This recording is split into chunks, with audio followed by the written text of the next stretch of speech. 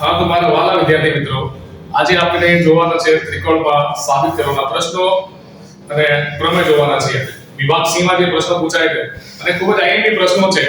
આપણે ધ્યાનથી જોઈશું તો એક્ઝામ આપણે સારી રીતે અને ટ્રેક કરી શકીશું, સારી રીતે એના જવાબ લખી શકીશું. તો પહેલો પ્રશ્ન જોઈએ આપણે એમાં કે ત્રિકોણની કોઈ એક બાજુના મધ્ય બિંદુમાંથી બીજી બાજુએ સમાંતર દોરેલી હોય. હવે ત્રિકોણ છે એટલે ત્રિકોણ આવે અહીંયા ત્રિકોણ ABC. त्रिकोण ABC ના કોઈ એક બાજુના મધ્ય બિંદુમાંથી अब AB કોઈ એક બાજુ આપણે AB ગણી લઈએ અને A નો મધ્ય બિંદુ ગણી લઈએ E. તો AB નો મધ્ય બિંદુ થઈ જાય E માંથી બીજી બાજુએ સમાંતર દોરેલી હોય. હવે બીજી બાજુ કઈ છે તો બીજી બાજુ અહીંયા સુધી લઈએ BC. હવે BC ને સમાંતર રેખા દોરી આપણે EF એટલે AB નો મધ્ય બિંદુ E માંથી સમાંતર રેખા દોરી આપણે BC બરાબર. જે ત્રીજી બાજુનો ભૂભાગ્ય છે, હવે ત્રિકોણની બે બાજુ હોય તો પહેલી બાજુનો મધ્ય બિંદુ આવી ગયો, બીજી બાજુની સમાંતર રેખા આવી ગઈ, તો બાકી રહી ત્રીજી બાજુ કઈ? તો અહીંયા બાકી રહી ત્રીજી બાજુ AC. તો આપણે સાબિત કરવાનું છે કે FAC નો મધ્ય બિંદુ છે, એટલે કે આ બંને ભાગ તમારા સરખા છે એમ આપણે સાબિત કરવાનું છે.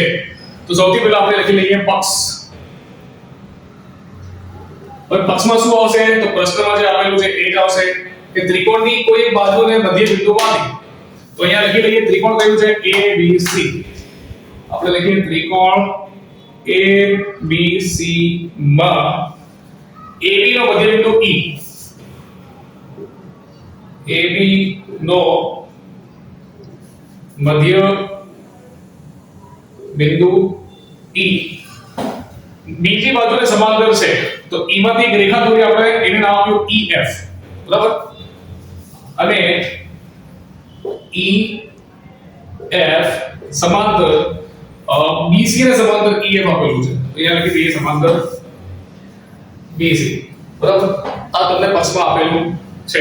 બીજું સાબિત શું કરવાનું છે તો તે ત્રીજી બાજુને દ્વિભાગે છે, તો સાધ્યમાં આવશે ત્રીજી બાજુને દ્વિભાગે છે. ત્રીજી બાજુ કઈ છે તો AC છે, એને દ્વિભાગે છે એટલે ઉપરનો ભાગ અને નીચેનો ભાગ સરખો છે. તો ઉપરનો ભાગ AF, નીચેનો છે FC, માટે AF બરાબર FC. આ આપણે સાબિત કરવાનો છે. પછી અહીંયા આવશે તમારી રચના.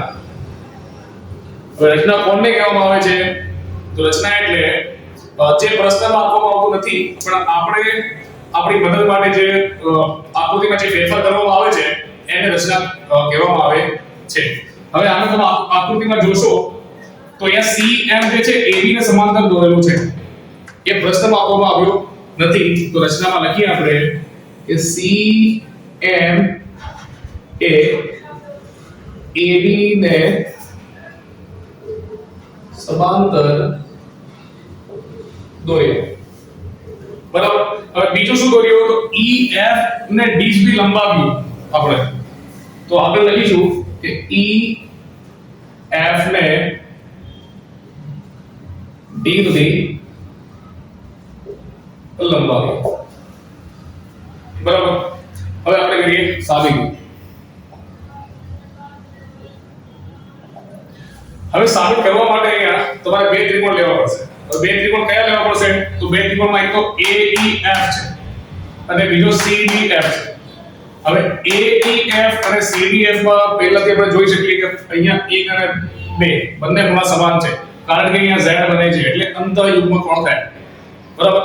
બીજો અહીંયા 3 અને 4 ખૂણા સમાન છે, કારણ કે અહીંયા ચોકડી બને છે અને એને કહેવાય અવિકોણ.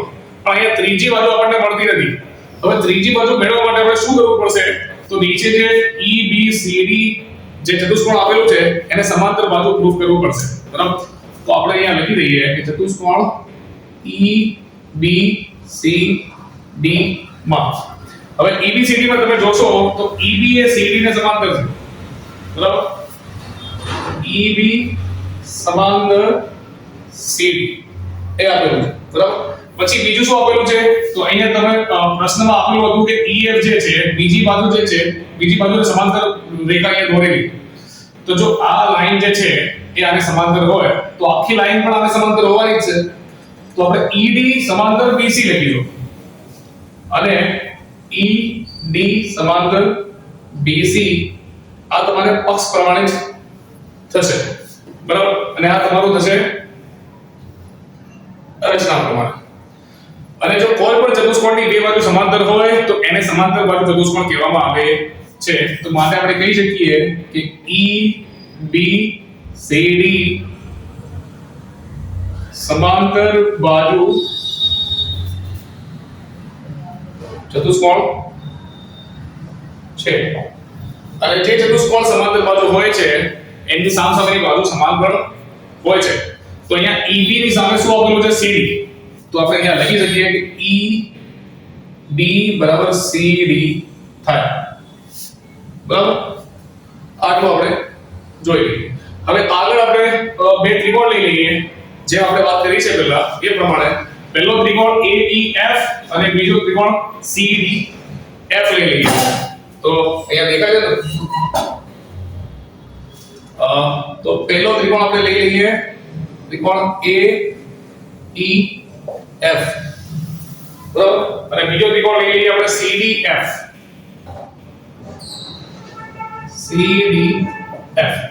હવે જેમ આકૃતિમાં દર્શાવવામાં આવ્યું છે કે અહીંયા z બને છે એટલે કે અંતઃયુગ્મ કોણની જોડ દેખાય તો ખૂણા 1 બરાબર ખૂણા 2 તો અહીંયા લખી દઈએ ખૂણા 1 બરાબર ખૂણા 2 અંતઃયુગ્મ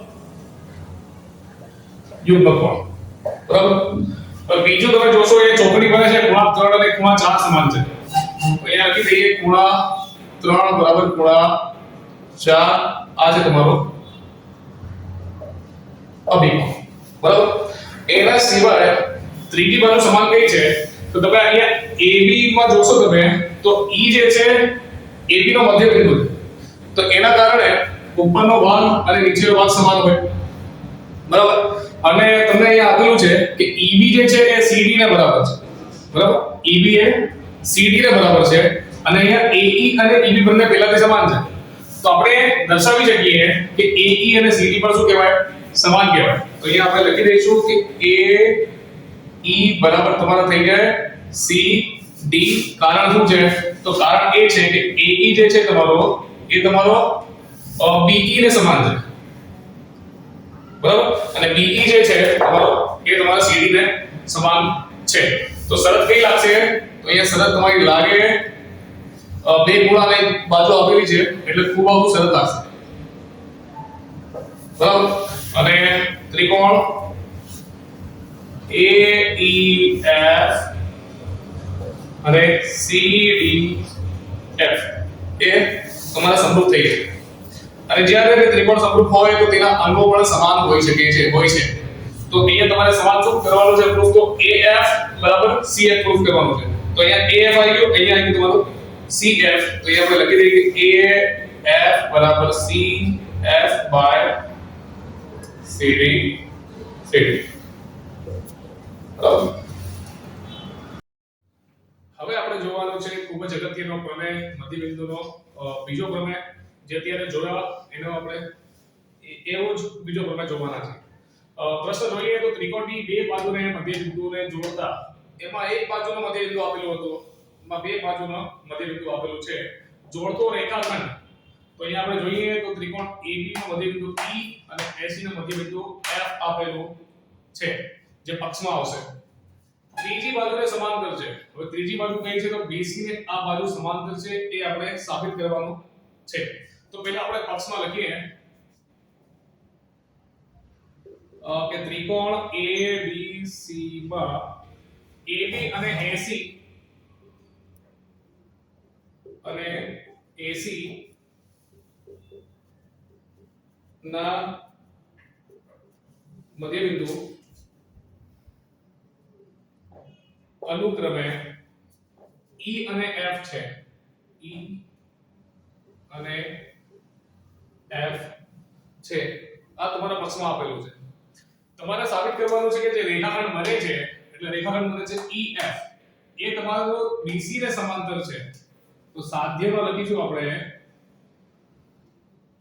કે EF સમાંતર BC અને તેને દુ ભાગે છે એટલે કે એના કરતા અડધો છે એટલે E સોરી BC બરાબર 1 ઉલટા કરી દઉં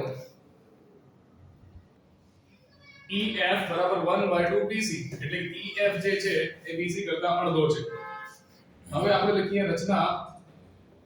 તો રચનામાં આપણે AB ને સમાંતર થાય તેવું CM દોર્યું અને EF ને D સુધી લંબાવ્યું.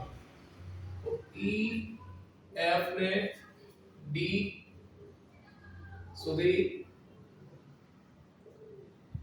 લંબાવ્યું. બરાબર. હવે આપણે કરી દઈએ સાબિતી.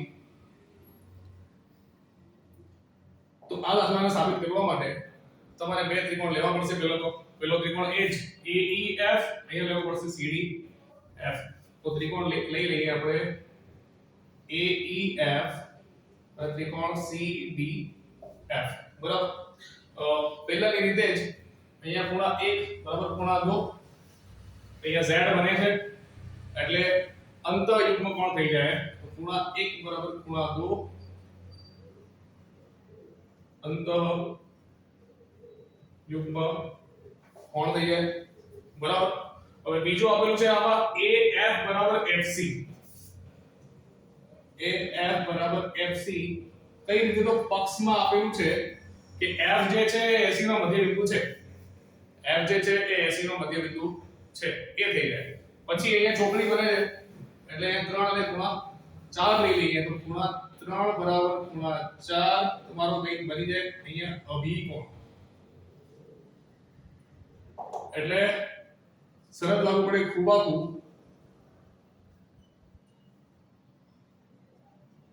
અને ત્રિકોણ AEF સિમિલર થઈ જાય ત્રિકોણ CDF ને. બરાબર. એટલે બંને કોંગ્રુઅન્ટ પ્રૂફ થઈ જાય. હવે આના ઉપરથી તમે જોઈ શકો છો બરાબર કોંગ્રુઅન્ટ થઈ જાય. તો AEF કોંગ્રુઅન્ટ થઈ જાય CDF. હવે તમે જોઈ શકો છો EF જે છે એ FD ને બરાબર હોવું જોઈએ. તો EF જે છે FD ને બરાબર થઈ જાય. તો EF બરાબર FD બાય CBCD માં થઈ જાય. બરાબર. આની જરૂર આપણને આગળ જઈને પડશે. અત્યારે આની જરૂર પડશે નહીં. એને સિવાય તમે જોશો અહીંયા તો અહીંયા AE આપેલું છે એ CD ને બરાબર થઈ જાય. AE અને CD થઈ જાય. તો આપણે અહીંયા લખીએ કે AE બરાબર CD બાય CBCD છે આપણો. આને નંબર 2 આપી દઈએ. બરાબર. અને પ્રશ્નમાં તમે જોશો તો E જે છે એ AB નો મધ્ય બિંદુ છે. એટલે AE અને BE બંને સમાન જ હોય. તો આપણે લખી શકીએ કે AE બરાબર તમારો BE. કારણ કે E જે છે એ તમારો AB નો મધ્ય બિંદુ છે. AB નો મધ્ય બિંદુ છે. હવે આના ઉપરથી શું સાબિત થાય છે? તો અહીંયા AE તો સમાન છે પણ અહીંયા CD અને BE પણ એકબીજાને સમાન સાબિત થઈ જાય. અહીંયા દેખાય છે. તો આપણે અહીંયા લખી શકીએ અહીંયા પરિણામ નંબર 3 આપી દઈએ. તો પરિણામ 2 અને 3 પરથી આપણે કહી શકીએ કે CD અને BE સમાન છે. બરાબર. અને રચના ઉપરથી આપણે કહી શકીએ કે CD અને BE સમાંતર પણ છે રચના ઉપરથી. કારણ કે રચનામાં આપણે AB ને સમાંતર CM દોરેલું છે. બરાબર. તો AB જો CM ને સમાંતર હોય તો BE CD ને પણ સમાંતર થાય. કારણ કે બંને એ જ બાજુના બિંદુઓ આવેલા છે. તો કોઈ પણ ચતુષ્કોણમાં જ્યારે કોઈ એક બાજુ સમાન અને સમાંતર બંને હોય તો આપણે એને સમાંતર વર્ગ ચતુષ્કોણ કહીએ છીએ. તો ચતુષ્કોણ આપેલું છે EBCD. ચતુષ્કોણ EBCD માં એક તો CD બરાબર BE થઈ ગયું અને CD સમાંતર BE થઈ ગયું. તો આપણે કહી શકીએ કે ચતુષ્કોણ EBCD સમાંતર બાજુ ચતુષ્કોણ છે. બરાબર. હવે જે ચતુષ્કોણ સમાંતર હોય એની બંને જોડ સમાન અને સમાંતર હોય તો EBCD જો સમાંતર હોય તો આપણે ED અને BC પણ એકબીજાને સમાન અને સમાંતર થઈ જાય તો આપણે લખી શકીએ કે ED સમાંતર BC બરાબર અને આપણે કહી શકીએ કે ED બરાબર BC હવે ED માં તમે જોશો તો ED માં મધ્યબિંદુ આવેલો છે F એટલે EF FD થઈને બને છે ED તો ED ની જગ્યાએ લઈ લઈએ આપણે EF FD બરાબર BC EF FD અને EF અને FD અહીંયા જોઈશું આપણે તો EF અને FD બંને સમાન જ છે તો અહીંયા FD ની જગ્યાએ પણ આપણે EF લઈ લઈશું તો EF બરાબર થઈ જાય BC તો EF અને EF કેટલા તો 2 EF થઈ જાય તો 2 EF બરાબર BC થઈ જાય તો માટે EF બરાબર આ બે ગુણાકારમાં છે સામે છેદમાં જાય તો એ BC નો અડધો સાબિત થઈ ગયું